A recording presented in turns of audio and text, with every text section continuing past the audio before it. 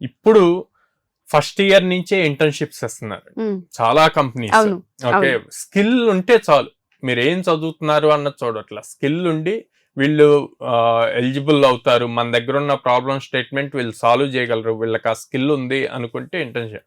ఆ ఇంటర్న్షిప్స్ ని చాలా క్లియర్ గా మెన్షన్ చేయాలి, ఏ కంపెనీలో చేశారు, సో ఆ ఇంటర్న్షిప్ టైంలో ఏ టైప్ ఆఫ్ ప్రాజెక్ట్ మీద వర్క్ చేశారు, దానివల్ల మీరు ఏం గెయిన్ చేశారు అన్నది మెన్షన్ చేయాలి.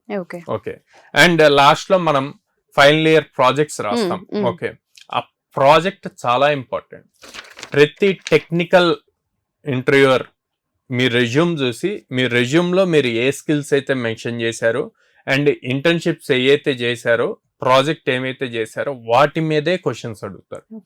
మేము ఇప్పుడు దాదాపు 3,800+ స్టూడెంట్స్ ప్లేస్ అయ్యారు. 90% of students only because resume proper గా ఉండబట్టే సెలెక్ట్ అయ్యారు.